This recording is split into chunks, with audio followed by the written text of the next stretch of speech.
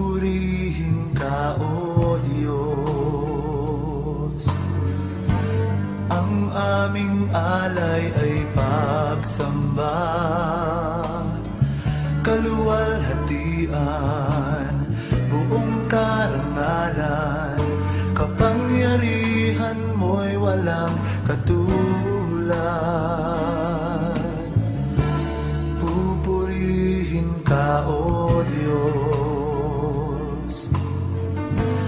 Ang aming alay ay pagsamba, kaluwalhatian, buong karangalan, kapangyarihan mo'y walang katulad. Ikaw ang tunay na Diyos, Ika'y walang katulad, Ika'y nag-iisa, Ikaw lamang, wala nang iba. Sa'yo ang aming awit, dinggin ang aming tinig, isisigaw sa buong mundo. Pupurihin ka, O Diyos. Ang aming alay ay pagsamba,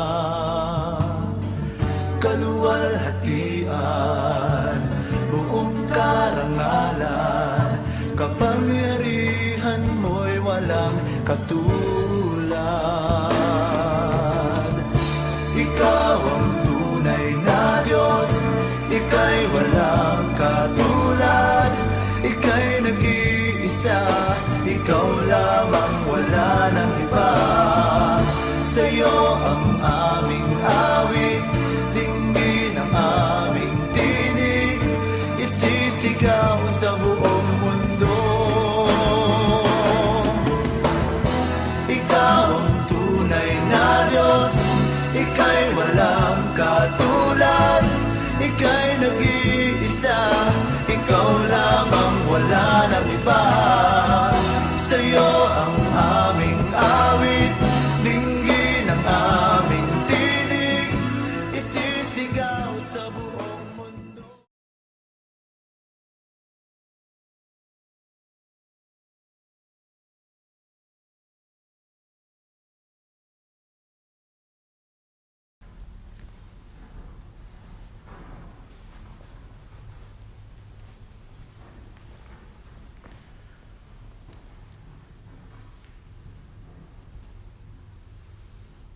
Ang kinuha ko natin liturhiya ngayon ay ang ika-11 na linggo ng ordinaryong taon. At sa misang ito ay naanyahan na makiisa tayo, lalong-lalo na ngayon sa panahon na tayo naghihirap na naman dahil sa virus na ito na kumakalat hindi lang sa Australia, sa Pilipinas, kundi sa buong mundo. Kaya simulan natin ang misang ito sa ngalan ng Ama, ng Anak, at Espiritu Santo. Amen. Ang biyaya natin Panginoon Jesucristo, ang pag-ibig ng Diyos at ang liwanag ng Espiritu Santo ay sumayin lahat. At sumayin rin. Minamahal ko mga kapatid sa pananampalataya, sa maraming pagkakataon sa ating buhay na tayo tumigil ng pagtitiwala sa ating Panginoon dahil tayo nagkaroon ng problema, dahil tayo naghirap, humingi tayo ng kapatawaran sa ating Panginoon. Ako'y nagkukumpisal sa Diyos na makapangyarihan at sa inyo mga kapatid, sapagkat lubha akong nagkasala sa isip, sa wika at sa gawa, at sa aking pagkukulang, dahil sa aking sala, sa aking pinakamalaking sala. Kaya sinasamo ko kay Santa Maria ng Laging Birhen, sa lahat ng mga anghel at mga santo, at sa inyong mga kapatid, na ako'y panalangin sa ating Panginoon Diyos. Kaawaan tayo ng makapangyarihang Diyos, patawarin tayo sa ating mga kasalanan, at patubayan tayo sa buhay na walang hanggan. Amen. Panginoon, maawa ka. Panginoon, maawa ka. Kristo, maawa ka. Kristo, maawa ka. Panginoon, maawa ka. Panginoon, maawa ka. Luwalhati sa Diyos sa kaitaasan, at sa lupa ay kapayapaan sa mga taong may mabuting kalooban. Pinupuri ka namin, dinarangal ka namin, sinasamba ka namin, niluluwalhati ka namin, pinasasalamatan ka namin, dahil sa dakila mong kalwalhatian. Panginoong Diyos, Hari ng langit, Diyos ang makapangyarihan sa lahat, Panginoong Jesucristo, bugtong na anak, Panginoong Diyos, Kordero ng Diyos, anak ng Ama, ikaw na nag-aalis na mga kasalanan ng sanlibutan, maawa ka sa amin. Ikaw na nag-aalis na mga kasalanan ng sanlibutan, tanggapin mo ang aming kahilingan. Ikaw na naluluklok sa kanan ng Ama, maawa ka sa amin, sapagkat ikaw lamang banal, ikaw lamang Panginoon, ikaw lamang o Jesucristo ang kataas-taasan, kasama ng Espiritu Santo, sa kalwalhatian ng Diyos Ama. Amen. Manalangin tayo. O makapangyarihang Diyos, ikaw ay buong giliw namin tinatawag na Ama. Loobin mong mabuhay kami bilang mga anak mo sa isip at damdamin, upang matammo ang pamanang walang hanggan. Alang-alang sa anak mo si Jesucristo Panginoon namin, nabubuhay at naghaharing kasama mo at ang Espiritu Santo, magpasawalang hanggan. Amen. Makinig tayo sa mga pagbasa. Pagbasa mula sa unang aklat ng mga hari. Noong mga araw na iyon, si Elias ay mag-isang pumunta sa ilang. Pagkatapos ng maghapong paglalakad, ay naupo siya sa gilid ng isang puro ng retama at nanalangin ng ganito: Panginoon, kunin na po ninyo ako. Ako po'y hirap na. Nais ko na pong mamatay. Pagkatapos, nahiga siya at nakatulog. Ngunit dumating ang isang anghel. Kinalabit siya at ang sabi, gising na at kumain ka. Nang siya'y lumingon, nakita niya sa may ulunan ang isang tinapay na niluto sa ibabaw ng mainit na bato at tubig sa isang sisiglan. Kumain nga siya at uminom. Pagkatapos ay nahiga ulit. Ngunit bumalik ang anghel ng Panginoon. Kinalabit siya uli at sinabi, bumangon ka at kumain. Napakahaba pa ang lalakarin mo. Kumain nga siya uli at uminom at siya'y lumakas. Sa tulong ng pagkain iyon, naglakbay siyang 40 araw at 40 gabi hanggang sa Horeb, ang bundok ng Diyos. Ang salita ng Diyos. Salamat sa Diyos. Salmo Responsorio. Subukin ninyo at tignan kung gaano kabuti ng Panginoon. Subukin ninyo at tingnan kung gaano kabuti ang Panginoon. Panginoon, aking laging pupurihin. Sa pasasalamat di ako titigil. Aking pupurihin kanyang mga gawa. Kayong naaapi, makinig at matuwa. Subukin ninyo at tingnan kung gaano kabuti ang Panginoon. Ang pagkadakila niya ay ihayag at ang ngalan niya ay purihin ng lahat. Ang aking dalangin dininig ng Diyos na wala sa akin ang lahat kong takot. Subukin ninyo at tingnan kung gaano kabuti ang Panginoon. Nadala ang aping umaasa sa Kanya, pagkat di nabigo ang pag-asa nila. Tumatawag sa Diyos ang walang pag-asa, sila'y niligtas sa hirap at dusa. Subukin ninyo at tingnan kung gaano kabuti ang Panginoon. Anghel, yaong bantay sa may takot sa Diyos. Sa mga panganib, sila'y kinukutkot. Ang galing ng poon, hanapin masikat. Yaong nagtiwala sa Kanya't naligtas, ay may tuturing na taong mapalad. Subukin ninyo at tingnan kung gaano kabuti ang Panginoon. Pagbasa mula sa sulat ni Apostol San Pablo sa mga taga-Efeso. Mga kapatid, huwag niyong dulutan ng pighati ang Espiritu Santo, sapagkat ito ang tatak ng Diyos sa inyo, ang katibayan ng inyong katubusan pagdating ng takdang araw. Alisin na ninyo ang lahat ng sama ng loob, galit at puot. Huwag na kayong mambubulyaw, manlalait at mananakit ng damdamin ng kapwa. Sa halip, maging mabait kayo at maawain sa isa't isa. At magpatawaran tulad ng pagpapatawad sa inyo ng Diyos sa pamamagitan ni Kristo. Yamang kayo'y mga anak na minamahal ng Diyos, tularan ninyo siya. Mamuhay kayong puspos ng pag-ibig tulad ni Kristo. Dahil sa pag-ibig sa atin, inihandog niya ang kanyang buhay bilang mahalimuyak na hain sa Diyos. Ang salita ng Diyos. Salamat sa Diyos.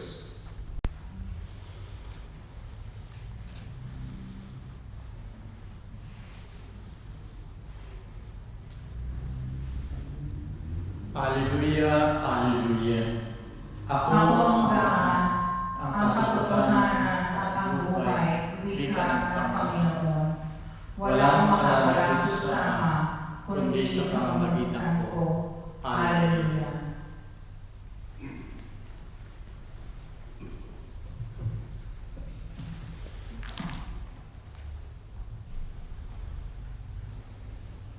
Sumainyo ang Panginoon. At sumayo rin.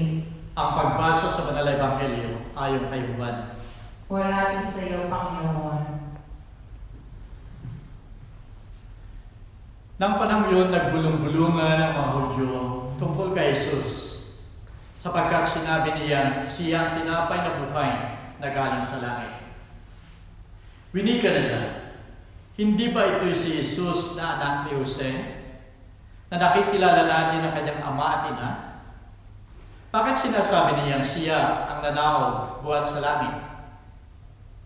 Ani Jesus sa kanila, huwag sana kayong magbulong-bulungan. Walang makalalapit sa akin kung hindi aakitin ang aking ama na nagsugo sa akin. At siya ay bubuhayin kong muli sa huling araw. Nasusulat sa mga propeta, at tuturuan silang lahat ng Diyos. Ang bawat nakikinig sa Ama at natututo sa Kanya ay lumalapit sa akin. Walang sinumang nakakakita sa Ama, kundi ang nanggaling sa Diyos. Siya nga ang nakakita sa Ama. Tunay na sinasabi ko sa inyo, na ang sumasampalataya sa akin ay may buhay na walang hanggan. Ako ang tinapay ng buhay. Ang inyong mga magulang ay kumain ng mana sa ilang at namatay. Ito ang tinapay na bumabang galing sa langit, upang ang sino mang kumain nito ay huwag mamatay. Ako ang tinapay na buhay na galing sa langit. Ang kumakain ng tinapay na ito ay mabubuhay magpakailanman. At ang tinapay na ibibigay ko ay ang aking laman sa ikabubuhay ng daigdig. Ang salita ng Diyos. Purihin ka, O Kristo.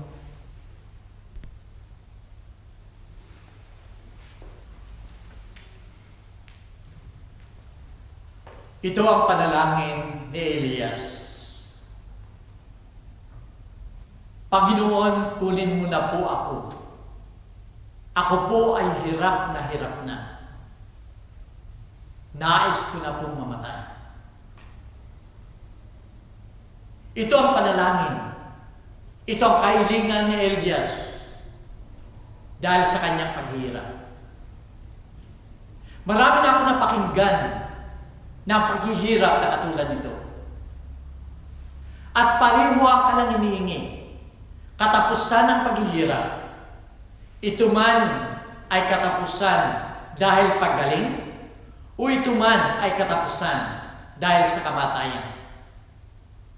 Pasyente sa ospital o sa tahanan na matagal nang naghihirap, ubos na ang lakas at kalusugan, kaya't nais nilang tapusin ang kanilang paghihirap.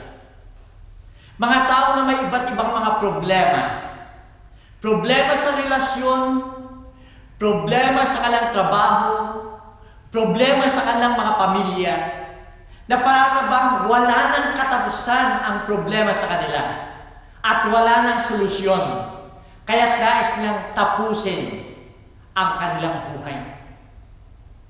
Sa ating nararanasan ngayon, minamahal ko mga kapatid, sa Australia, sa Pilipinas, at sa buong mundo, tayong mga tao na naghihirap dahil sa pandemya, mga tao na nasa lockdown, sila ay hindi makaalis sa kanilang tahanan. Sila ay hindi makagawa ng nais nilang gawin. Yung iba ay nagugutom. Yung iba ay walang trabaho. Yung iba ay hindi makatanggap ng tulong o ayuda mula sa iba't ibang ahensya ng gobyerno. At isa lamang ang ating mapapakinig sa kanila. Kami ay hirap na. Ito ang daing ng karamihang mga tao sa kasalukuyan. Minamahal kong mga kapatid, ang hirap nating nararanasan, sakit man yan ng pandemya, ay wag na nating paabutin sa hilingan at panalangin ni Elias. Panginoon, kunin mo na ako, nais ko nang mamatay. Wag nating paratingin sa kahilingan yun, sapagkat ang mga pagbasa sa linggong ito ay napakaganda. Napakaganda sapagkat ito ang nagbibigay sa atin ng kasagutan, nagbibigay sa atin ng inspirasyon sa lahat ng hirap na ating nadarama. Si Elias, sa unang pagbasa, ay sumuko na dahil sa hirap. Kaya't naghahangad siya ng kamatayan. Subalit naroon pa rin ang tulong, ang suporta ng ating Panginoon. Kaya nga napakaganda yung salmo na sinasabi niyang, subukin ninyo at tignan kung gaano kabuti ng ating Panginoon. Naranasan ni Elias ang kabutihan ng Panginoon. Naranasan niya yung tulong na yun sa panahon siya ay nangangailangan ng tulong at hirap na hirap siya. Naroon siya natutulog at naghihintay na lamang ng kamatayan. Nang dumating ang anghel ng ating Panginoon, anghel na ipinadala ng ating Panginoon na siyang magbibigay ng tulong sa kanya. Ginising niya si Elias at naroon sinabi niya, kumain ka, gumising ka. At ang pagkain yun ay binigay sa kanya, tinapay at tubig, ay unti-unting nagpalakas sa kanya. Sa ikalawang ulit, na dumating ang anghel at nagbigay na naman ng tinapay at tubig. Naroon ang tunay na ginhawa na naramdaman ni Elias. At dahil sa ginhawa, tulong, lakas at buhay na ito, siya ay nakapagpatuloy upang sundin ang nais ng ating Panginoon hanggang marating niya ang bundok ng Diyos. Minamahal kong mga kapatid, ito ay napakagandang encouragement sa atin, inspirasyon sa atin. Sa panahon ito ng pandemya na bumabalik sa atin ang mga lockdowns, na tayo hirap na, tayo sinusubok halos araw-araw. Tayo ay nagdaranas ng hirap, hindi lamang sa ating pisikal, kundi sa ating mga ambisyon, sa ating mga pag-iisip, ay naapektuhan ang lahat at tayong lahat ay naghihirap at nais na rin nating sumuko kung minsan. Nais nating tumigil at tapusin na lamang ang problema natin.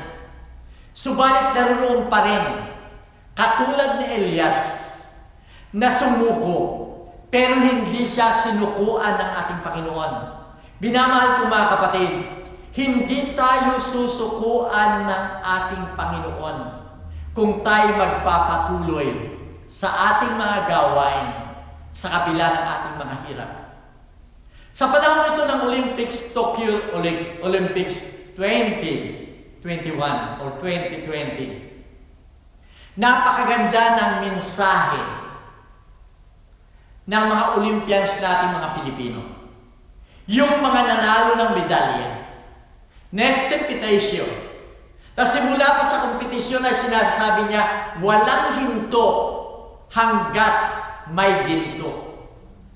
At dito sa kanyang sinasabing ito at kanyang layunin, ay naroon lagi ang panalangin na humingi siya ng lakas sa ating Panginoon. Totoo nga na hindi niya naabot ang ginto. Naabot niya ang silver medal. Pero naroon ang pasasalamat niya sapagkat ang Diyos para sa kanya ang nagbigay ng lakas upang makamit niya ang medalyang yon. Kalupaalam. Pagkatapos niyang manalo sa semifinals against Tanaka ng Japan, ang sinabi lamang niya, ang nagbigay sa akin ng lakas ay ang Diyos at ako'y nagpapasalamat. Yumar Marcial, ganun din na makuha niya ang bronze medal. Si Edelyn Diaz, the first na nakakuha ng ginto sa Olympics sa Pilipinas. Nang siya ini-interview at sinasabi doon sa kanya, hindi mo nagawang buhatin ang 127 kilos sa tanang buhay mo kahit doon sa iyong training. Bakit mo at paano mo nagawang buhatin yun that time ng championship sa Olympics? Wala siyang maisagot, kundi Diyos ang nagbigay sa akin ng lakas. Diyos ang nagbuhat nun sa akin at ako'y nagpapasalamat. Binamahal ko mga kapatid, alam ng Diyos sa simula, ang lahat ng mga ito ay patuloy na naghihirap sa kanilang mga training. Patuloy silang nagsakripisyo, pero hindi sila tumigil. Ipinagpatuloy nila na umaasa lamang sila ng tulong at ang tulong ng Diyos ang nagbigay sa kanila ng tagumpay sa Olympics na ito. Binamahal ko mga kapatid, sa simula pa lamang ay hindi inalis ng Diyos ang hirap. Katunayan kahit ang kanyang isa-isahang anak ay naghirap. Subalit dahil sa hirap na yan, siya ay nagtagumpay sa kanyang misyon na iligtas tayong lahat ng mga tao. Alam din ng Diyos na tayong mga tao may limitasyon. At ang makapupuno lamang ng limitasyon na yan ay ang Diyos. Siya lamang ang makapagbibigay ng kapuluang ito upang tayo magkaroon ng lakas at buhay. At ayaw ng Diyos na tayo patuloy na magdusa, patuloy na maghirap, at patuloy na pamahamak. Kaya sa banal na Ebanghelyo ngayon, siya ay nagpapakilala sa atin. Siya nagpapakilala sa atin na nais niya tayong bigyan tayo ng buhay. Ganap na buhay. Punong-puno ng buhay. At ito sa pamamagitan ng pagkain na ibibigay sa atin na magpapalakas sa atin. Noong isang linggo at sa linggong ito ay nagpapakilala siya na siya ang tinapay ng buhay. Ang sinasabi niya, ang kumakain ng tinapay na ito ay magkakaroon ng buhay na walang hanggan. Ang sumasampalataya sa Kanya ay magkakaroon ng tunay na lakas at buhay hanggang sa kalangitan. Minamahal ko mga kapatid, ito ang makapagbibigay ng tunay na lakas. Ito ang makapagbibigay ng tunay na buhay sa atin. Ito ang makapagbibigay ng tunay na pag-asa at kaligtasan sa atin. Ang ibinigay niya ay buong buhay niya. Wala siyang itinira sa Kanya, kundi buong buhay niya ibinigay niya sa lahat sa atin upang ibigay ang buhay na walang hanggan. Ganon din ang hinihingi sa atin. Buong buhay natin, buong pananampalataya natin upang magkaroon tayo ng pag-asa at kaligtasan. Minamahal ko mga kapatid, huwag tayong matakot, huwag tayong tumigil. Naririyan lagi ang Diyos para sa atin. At katulad ng sinasabi at ulitin natin sa Salmo, subukin ninyo at tingnan kung gaano kabuti ng Panginoon.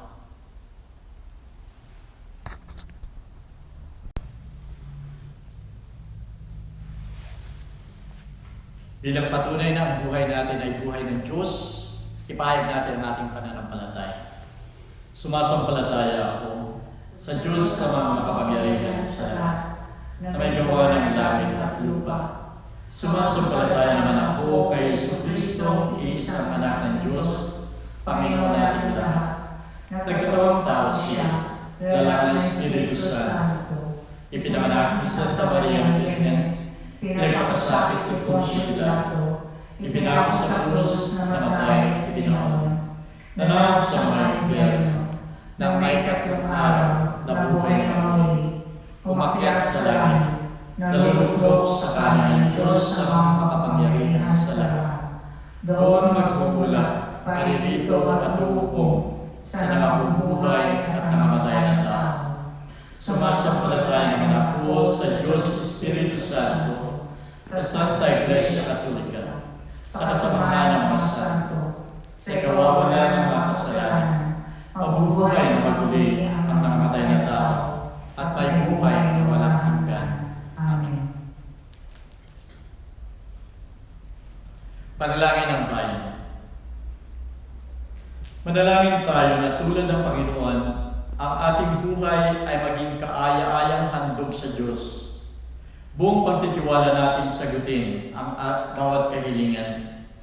Panginoon, maging lakas ka nawa namin. Panginoon, maging lakas kanawa namin. Nawa ang bawat Eucharistia ay magsilbing guro at bukal ng buhay para sa simbahan at sa bawat mananampalataya. Manalangin tayo.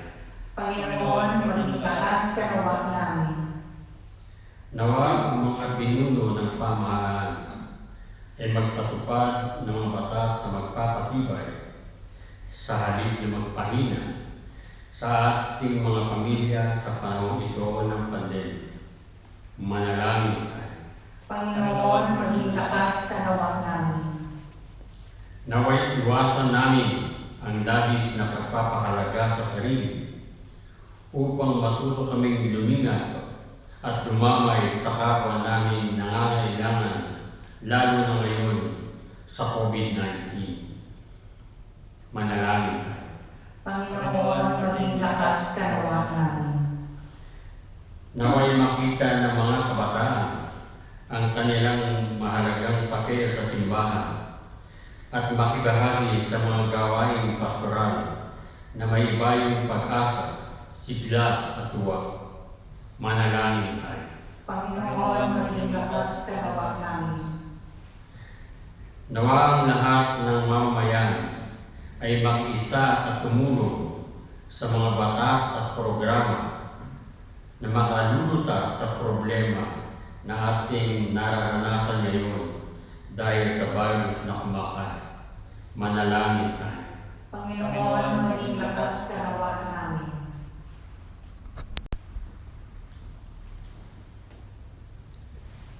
Ipanalangin din natin ang ating pansariling intensyon.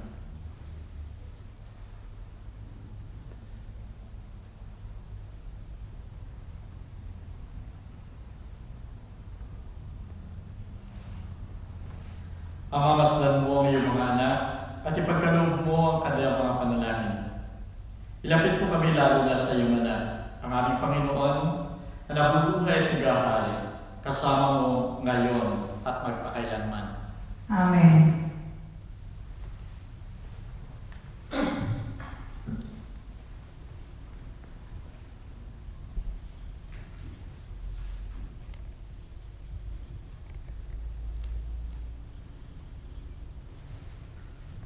Purihin ka, Panginoon Diyos, sa lahat at tinapal sa pagkatsiyang kabutihan ay tinanggap namin ang tinapay na iniyalay sa iyo, na galing sa lupa at pinagpaguran ng tao, upang maging tinapay na magdudulot sa amin ng buhay na walang hanggan. Purihin at ipagdangal ng Diyos magpakailanman.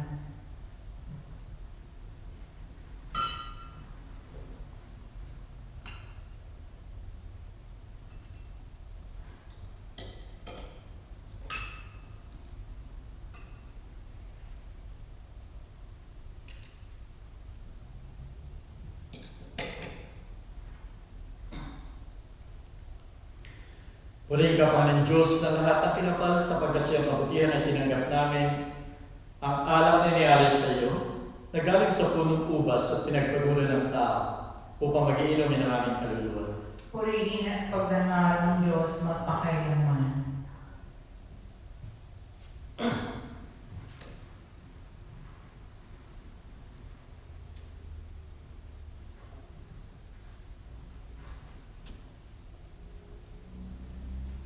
Manalangin kayo mga kapatid, o kayo ating sakripisyo maging kalugod-lugod sa Diyos sa mga makapangyarihan. Tanggapin naman ng Panginoon itong sakripisyo sa iyong mga kamay sa kaburihan niya at karangalan sa ating kagagaling at ng buo niyang Iglesyang banal. Naway maging karapat dapat sa iyo, Ama, ang mga alay na iyong mga anak. Hinihiling namin ang sakramento ito ay makatulong sa aming pagiging banal sa wika at sa gawa. Alang-alang kay Kristo, aming Panginoon. Amen. Sumayin niyo ang Panginoon. At sumainyo rin. Isipin ninyo at mahalin ang Diyos. Iniisip namin siya at minamahal. Pasalamatan natin ang Panginoon nating Diyos. Marapat at matuwid. Tunay ngang marapat at matuwid ang kupatagagaling na magpasalamat kaming lagi sa iyo ang banal, alang-alang kay Yesu Kristo, anak mong mahal. Sa pamagitan niya na siyang salita ng Diyos ay ginawa mo ang sansinuko. Nang sinugo mo siya upang maging tagapagligtas namin at panunubos, ay nagkatabang tao lalang ng Espiritu Santo at isinilang ni Santa Maria Belen. Sa pagsunod ay iyong kaluban upang magapi ang kamatayan at ipahayag ang muling pagkabuhay. Idinipa niya ang mga kamay sa krus na makamit sa iyong sambayan banal. Kaya kasama ng mga anghel at mga banal ay pinagbubunyi namin ang iyong kalwalatian. Santo, Santo, Santong Panginoong Diyos na makapangyarihan, nabubulo ang langit at lupa ng kalwalatian mo, Hosana sa kaitaasan. Pinagpala ang parilito sa ngalan ng Panginoon, Hosana sa kaitaasan. Ikaw nga, Panginoon, ay tunay na banal at siya'y nagmumulan lahat ng kabanalan. Basbasan mo sana mga kaloob na ito sa pamagitan ng iyong Espiritu upang sa aming kapapanuto ay maging katawan at dugo ni Yesu Kristo, aming Panginoon. Bago siya kahirapan at magpakasakit, kinuha niya ang tinapay. Nagpasalamat sa iyo. Hinati yun at ibinigay sa kanyang mga alagad na ang wika. Tanggapin niyo lahat ito at kanin. Ito ang aking katawan na ihahandog ng dahil sa inyo.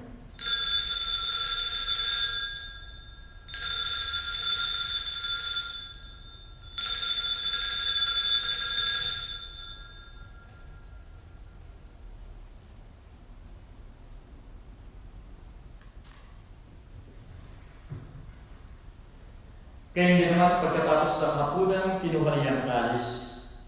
Muling nagpasalamat sa iyo at ibinigay yon sa kanyang mga alagad na ang wika. Tanggapin ninyong lahat ito at inumin. Ito ang kalis ng aking dugo. Dugo ng bago at walang hanggang tupan. Na sa inyo sa lahat ay bubuhos sa kapagpapatawad ng mga kasalanan.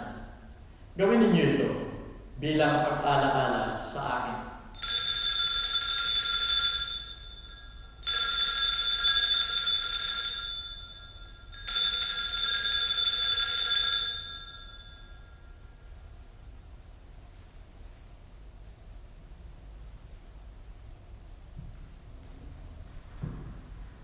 Ipagdaral natin ang sakramento ng ating pananampalataya.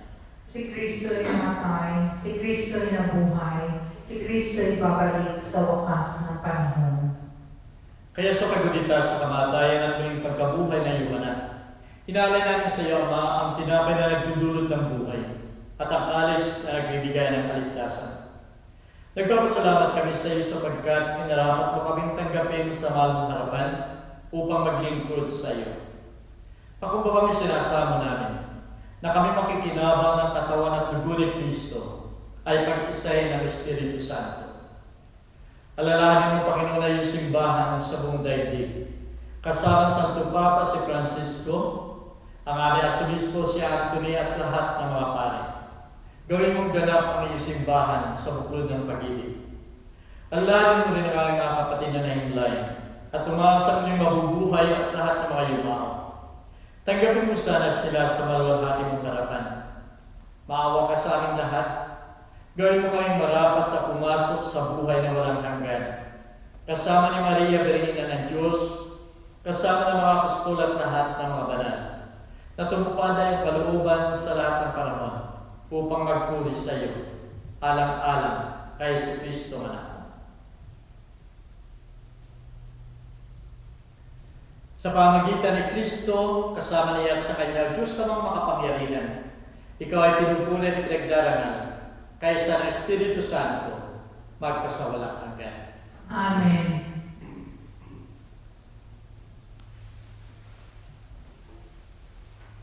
Bilang tanda ng ating pagtitiwala sa ating Panginoon na siya nagbibigay ng buhay at lakas sa atin, dasalin natin. Ama namin, sumasalamit ka, sambahin ang ngalan mo, mapasa amin ang kaharian mo, sundin ang loob mo dito sa lupa para ng sa langit. Bigyan mo kami ngayon ng aming kakanin sa araw-araw, at patawarin mo kami sa aming mga sala, para ng pagpapatawad namin sa nagkakasala sa amin, at huwag mo kami ipahintulot sa tukso, at iadya mo kami sa lahat ng masama. Hiniling namin ang Panginoon na ligtas mo kami sa lahat ng masama. Pagkalooban mo kami ng kapayapaan sa aming kapanahunan, upang sa tulong na iyong awa ay lagi kayo maligtas sa kasalanan at malayo sa lahat ng ligali. Samantalang hinihintay namin ang masayang pagbabalik ni Jesucristo aming manunubos. Sapagkat sa iyo ay nagmumula ang kaharian, ang kapangyarihan at kaluwalhatian, magpasawalang hanggan. O Panginoon Jesucristo, sinabi mo sa mga apostol, kapayapaan na iniiwan ko sa inyo. Ipinagkakaloob ko sa inyo ang aking kapayapaan. Huwag isa na isalang-alang ang aming mga pagkakasala, kundi ang pananampalataya na iyong simbahan. Pagkalooban mo siya ng kapayapaan at pagkakaisa, ayon sa kasisiyan ng kalooban, nabubuhay ka tagahari, magpasawalang hanggan. Amen. Ang kapayapaan ng Panginoon ay laging sumainyo. At sumayin na rin. Magbigay tayo ng kapayapaan sa bawat isa.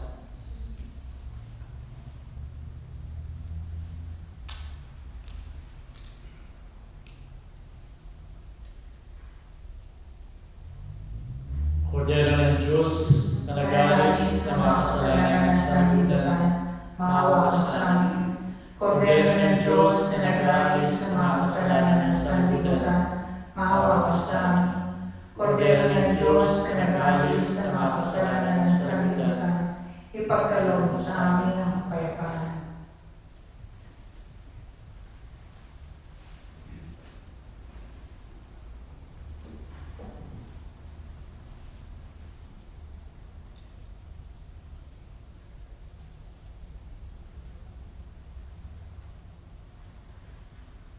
Narito ang kordero ng Diyos, narito siyang nag-aalis sa mga kasalanan ng sanlibutan.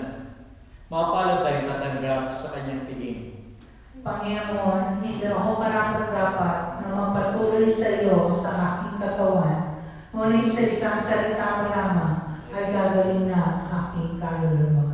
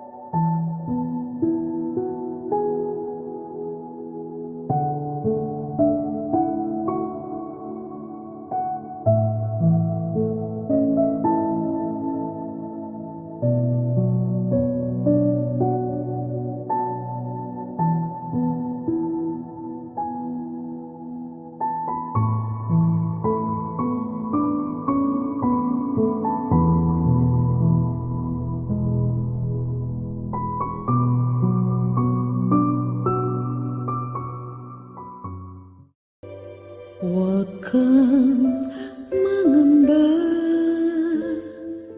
di ka nag-iisa, sasamahan kita saan man mapunta.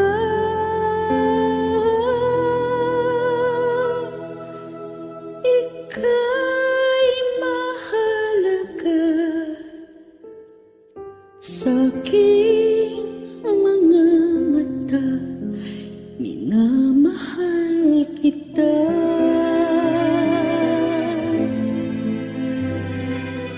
Minamahal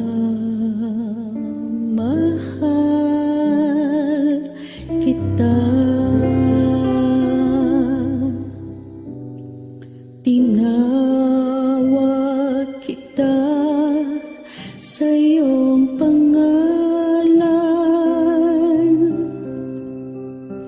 Ikaw ay akin magpakailanman. Ako'y Panginoon mo at Diyos, tagapagligtas mo at tagatubos. Huwag kang mangamba, di ka nag-iisa, sasamahan kita saan man mapunta. Ika'y mahalaga sa aking mga mata, minamahal kita. Minamahal kita. Sa tubig kita'y sasagitin,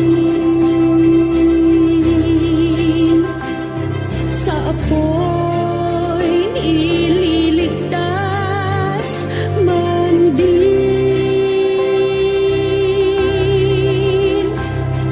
Akong Panginoon mo at Diyos, tagapagligtas mo at tagatubos. Huwag kang mangamba, di ka nag-iisa, sasamahan kita saan man mapunta.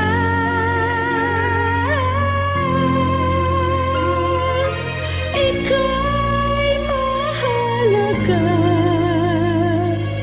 sa aking mga mata. Huwag kang mangamba.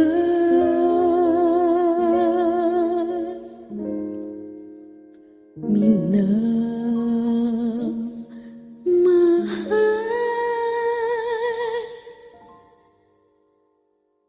kita.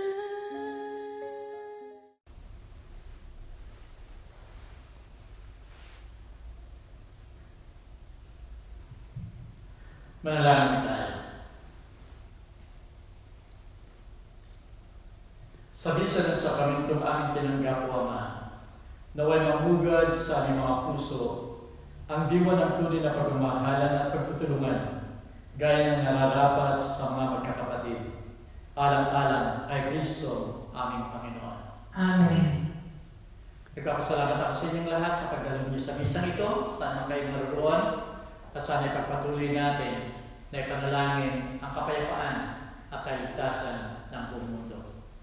Sumayin niyo ang Panginoon. At sumayin rin. Naway pagpalain kayo ng makapangyarihan Diyos Ama, Anak at Espiritu Santo. Amen. Kumain tayo mapayapa, tapos na ang misa. Salamat sa Diyos.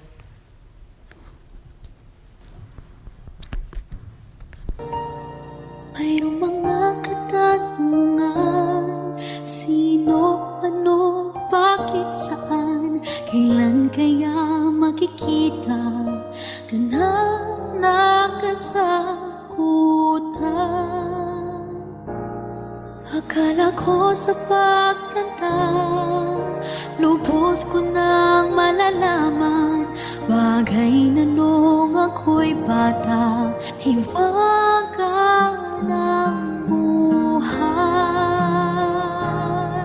Ngunit ngayon'y naunawa, lawak ng iyong kabutihan, pamana mo'y sa langit pa, magliliwanag ng tunay.